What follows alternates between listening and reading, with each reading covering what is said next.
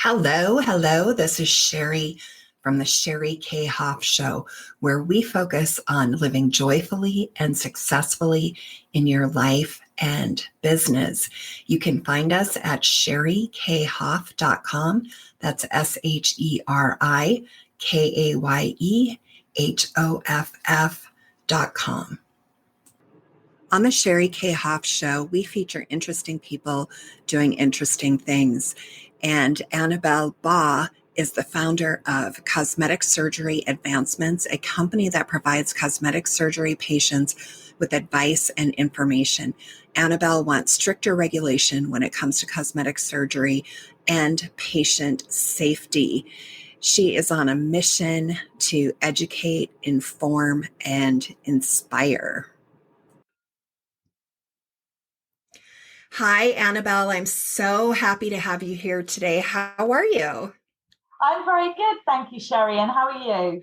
Oh, I'm doing really well. I'm here in Colorado and you are in the UK. So what part of UK are you in? So I'm in the West Midlands, which doesn't help very much, does it? I'm very close to Birmingham, which is quite a big city. So that's probably the easiest way to explain where I am. Okay, wonderful. Well, I just love this, how the world has just gotten smaller and smaller and, we can, have these wonderful conversations overseas. It's just really fantastic and one of my favorite parts of what I do. So we have a unique topic, I think, for this podcast. I've never talked to anyone with your particular expertise. And so you focus on making sure that people are educated about cosmetic surgery, and you have an incredible story and so much to offer. And for people who kind of like the recap up front, we're going to talk today about body dysmorphic disorder, cosmetic surgery, self-esteem, and authenticity. So let's talk a little bit about your journey. How did you get where you are today? So when I was a teenager, I was bullied quite a lot. Nothing too major, but just, name calling, and I was the ugliest girl in school, that type of thing. And as I was growing up, my best friend was very big-busted and very popular with the boys. And I became quite fixated on wanting to be bigger busted because I was very flat chested. And then this was around the time when Baywatch got big. And of course, Pamela Anderson,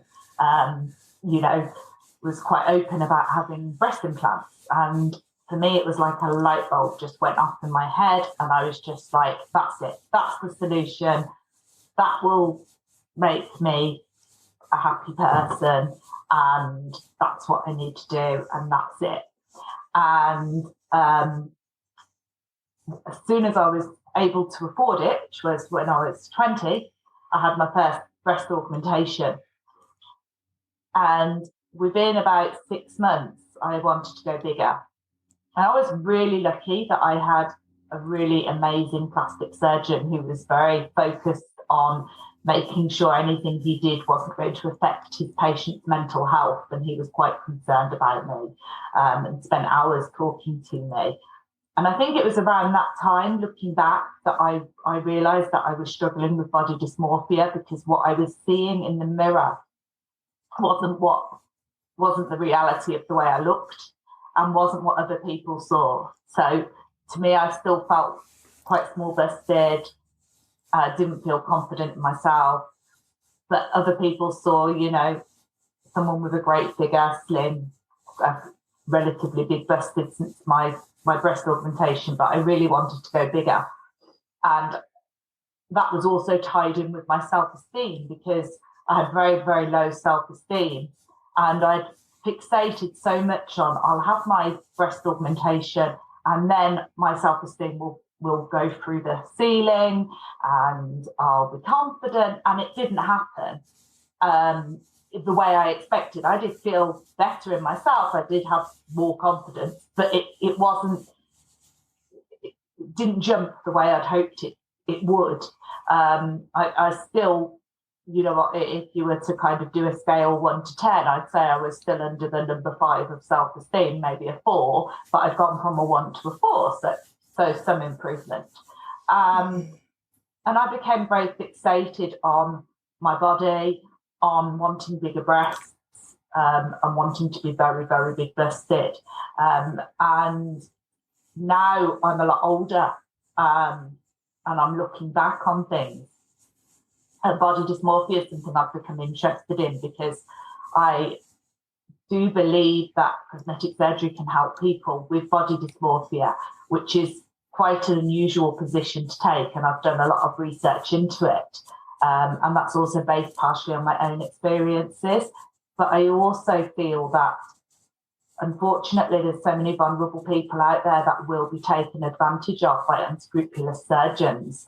I want to educate people on how to find a plastic surgeon that's going to look after them and have ethics behind what they do. Mm-hmm. Mm-hmm. Yeah. So do you feel like, because one of my daughter's friends had this done as soon as she was 18 and, could legally decide to do it herself. And do you feel like there should be kind of like a waiting period for people? Like I sort of had this thing that, my daughters, when they got their first tattoo, I was like, they should make a rule that you can have one at 18 and you can't have any more till you're 25, because it seems like they have one and then all of a sudden, they have 5. Yeah. So what advice do you have for young people who are considering, like a lot of people in their 20s are doing Botox and, like my daughter, one of my daughters who's 27 is like, oh, I have this line in the middle of my forehead. And I'm like, what line? Like I don't see a line. But yet, I'm not anti-cosmetic surgery. In fact, if I ever feel like I could benefit from some, I would do it. If it was safe and, something that I really want to do. But I agree too. And because a lot of my clients are in LA and I see the, like the people saying, oh, you need to do something with your arms, or, oh, I need to do something with my neck, like way, way, way too early. And too many things. So what is your advice for people who find themselves, in that place of kind of starting to go overboard? Maybe like you had the one procedure, then immediately you wanted to have another one. And I actually have a friend who did exactly the same thing.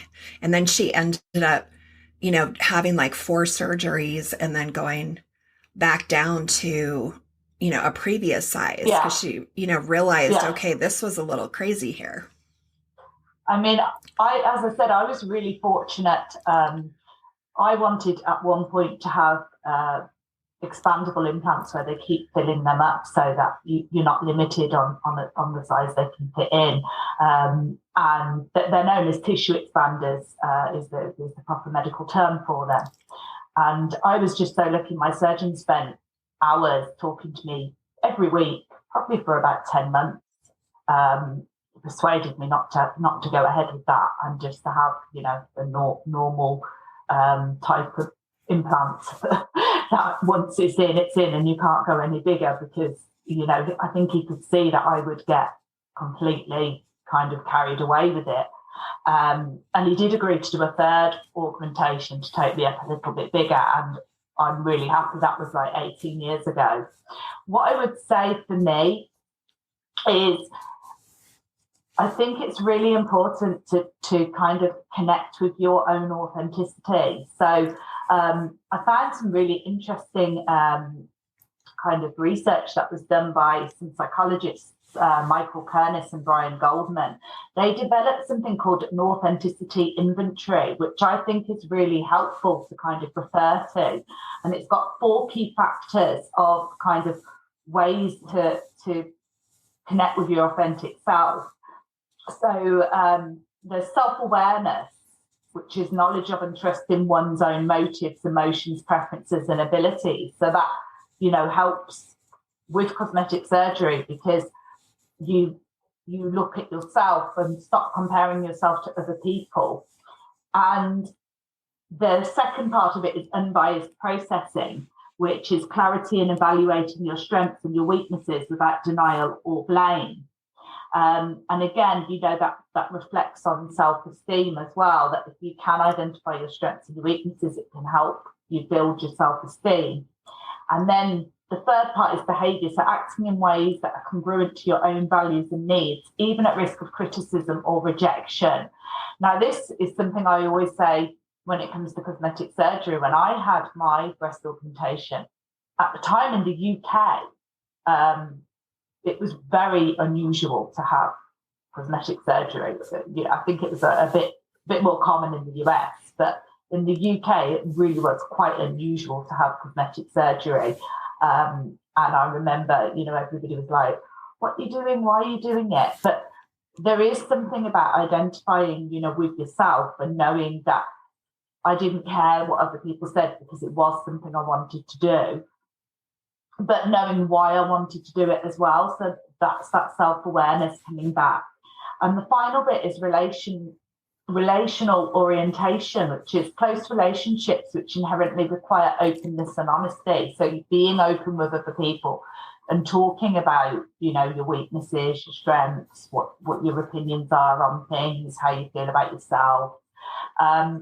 So for me, I would say that before you do anything, take some time to kind of evaluate where you are and how connected you are to your authentic self and how you're making your decisions, what they're actually based on.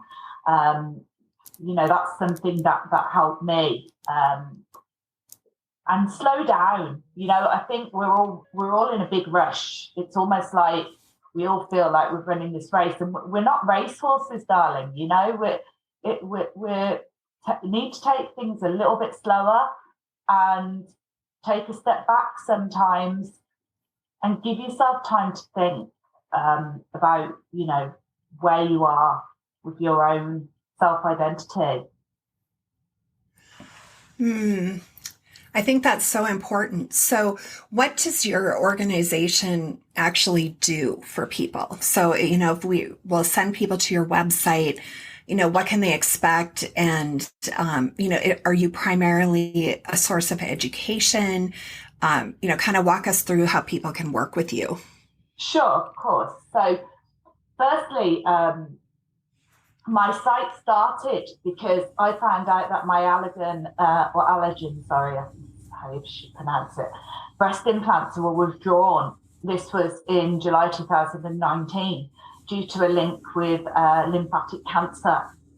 And there's different styles of implants, and the style I have are at the highest risk of developing this lymphatic cancer.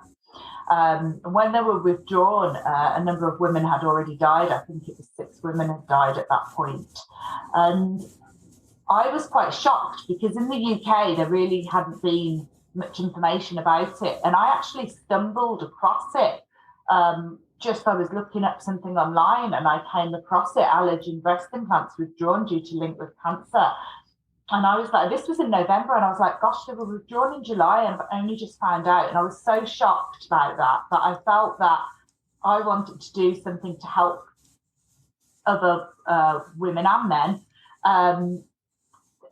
who have cosmetic surgery to be able to have a resource where, they can go and they know that kind of all the up-to-date safety information on implants or procedures is there. I put together all the information I could find. It's called BIA-ALCL, which stands for Breast Implant Associated Anaplastic Large Cell Lymphoma.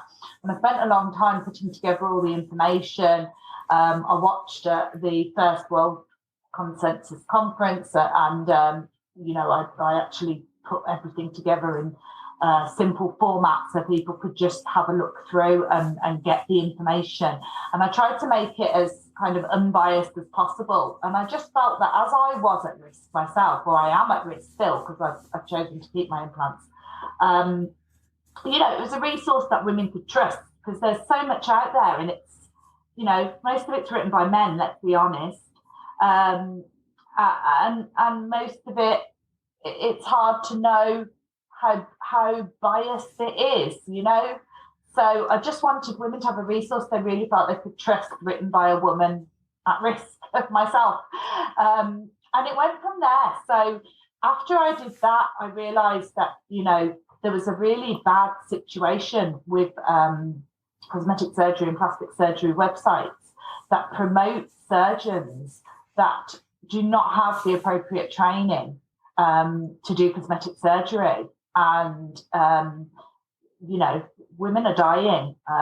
It's really quite horrific. I was just so shocked when I was doing my research.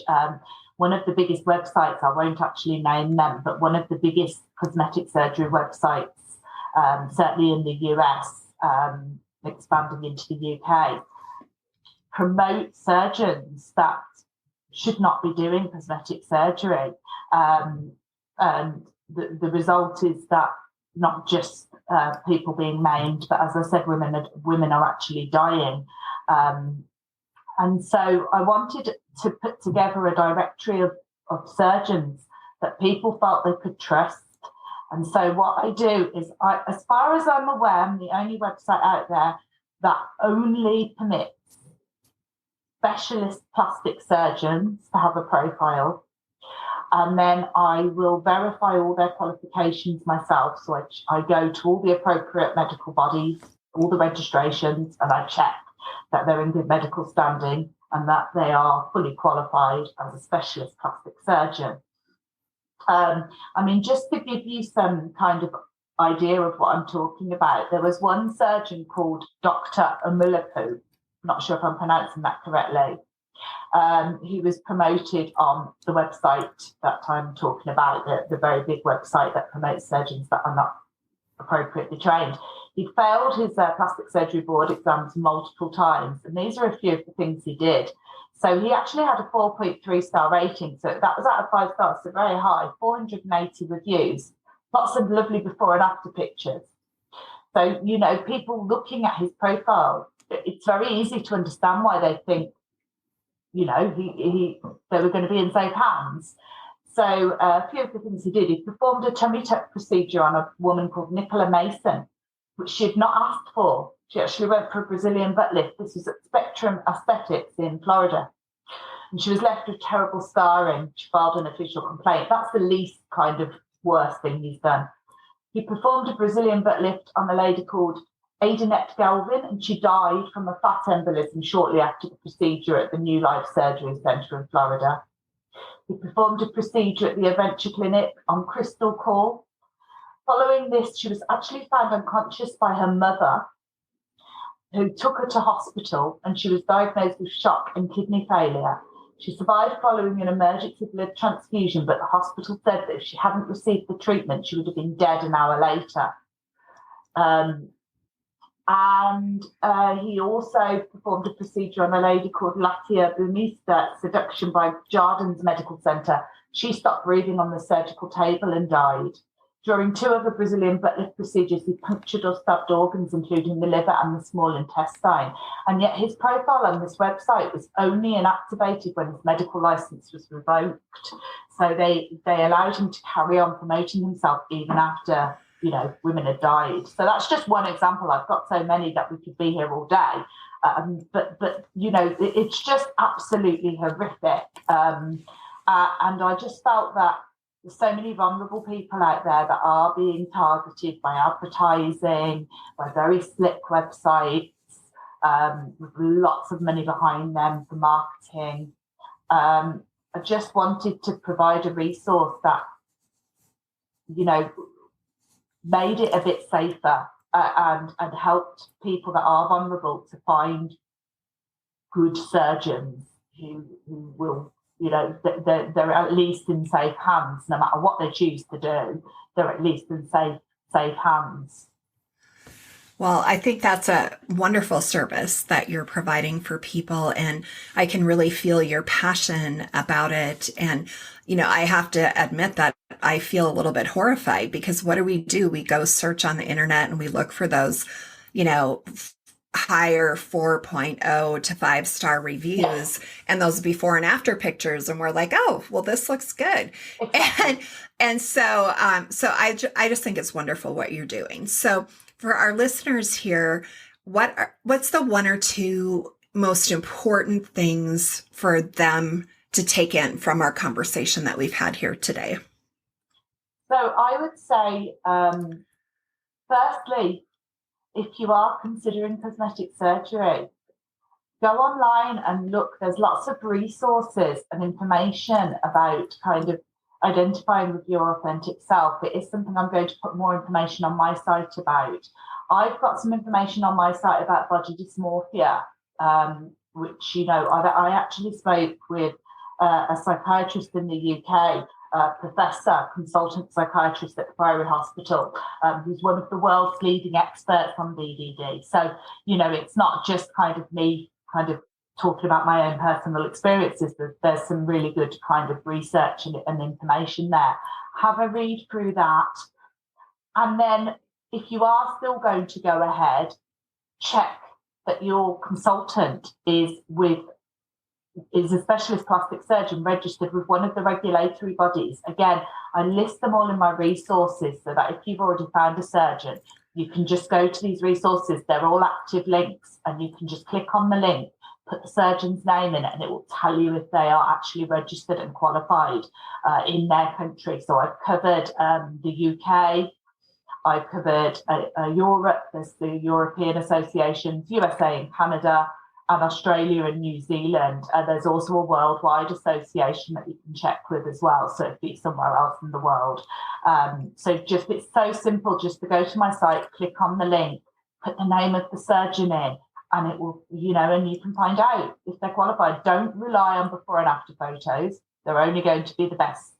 They're not going to put their worst up. Right. And a surgeon that maybe performs 20 procedures a week, I would hope he's got 5 good before and after pictures or 10 good before and after pictures. So never rely on that. Never rely on star ratings. A lot of sites, they're very, they can manipulate the star ratings because they want surgeons to pay for their profiles. What some sites do is they will say to the surgeon, well, if you pay for your profile, then you can submit more reviews. So it's very easy for most of these sites to manipulate these star ratings. One site that doesn't do that I actually feel would speak highly of, is Doctify. I think they are now expanding into the US, but they are pretty much a UK site. But they have what they call a closed system for reviews. So there's no way for anyone to post a fake review. All the reviews have to be sent to the actual patient, and they're all verified, and they actually have kind of the exact information on the particular procedure and so on. So that's one site with star ratings where maybe you can kind of rely on them slightly more. I will be linking up with them as well so that my UK surgeons should be able to see their Doctify profiles. And yeah, just like you said, don't rush into it. Take your time. It's so easy to get carried away, especially, if it's something you've wanted for a long time and it's taken you a while maybe to save up or to get to a situation where you're able to actually borrow the money because, you've had to improve your kind of financial rating to be able to borrow the money or whatever it may be. It's so easy to just kind of just rush into it and just go with kind of someone who's charging the least rather than, someone who's going to look after you. And people, as I said, women are dying. I say women because all the research I've done, I haven't found any men that have died. It's all been women who have died at the hands of men. Sorry to say it, but all the surgeons I've found that have patient fatalities are men, and all the patients that have died are women. So that might just be that I've, not done enough research, but but yeah, just take your time, slow down with everything in life. I think that's the key to it, really, is just slow down in life, and don't treat life like a race. So share with us your website. So my website is Cosmetic Surgery Advancements.com. So you can look at it that way. The other way to find me is because of my own experiences. I do cover a lot of information about extra large breast implants. You simply type extra large breast implants into Google, I come up on the very first page. So that's another way to find me. Wow, that's pretty cool. So, and you're also on LinkedIn and Twitter, and right. and if people go to your website, they can get a free cosmetic surgery guide, which I think I'm probably going to do if I ever decide to do something. But thank you so much for being here today. You've been just incredibly informative, and I love that you shared your journey. I think that does really bring authenticity to the table, and kind of a freshness to a topic that really can get kind of sleazy, Yeah. So yeah. So thank you so much. And I just want to say thank you to all of our listeners throughout the world. Take care, everyone. Bye-bye. Thank you. If I could just say one last thing. Sure. Let's change the face of plastic surgery and make it patient-focused, not profit-focused. So good. So good. This episode is sponsored by the Living Your Vision course for creating your optimal life. This course is for creating and fulfilling your dream. Make your dreams your reality instead of a someday idea. Set your vision for your life in motion. Move from trying to be just a little bit better and shift to deliberately creating the life you want at the level you want. Most people are not purposely thinking small. They just have never considered or allowed themselves to think bigger or even on an epic level. Even big thinkers, perhaps you're one of them, often say, I just don't have time to devote to developing a detailed vision of how I want my life to be. What's stopping you from creating your vision the way you really want it? What if you let go of anything that is stopping or blocking you? What if you stepped into your creative zone and designed a compelling vision that drove all of your daily habits and decisions? You can check out the Living Your Vision course at SheriKayHoff.com. That's SheriKayeHoff.com. And you'll want to go to the coaching and courses tab.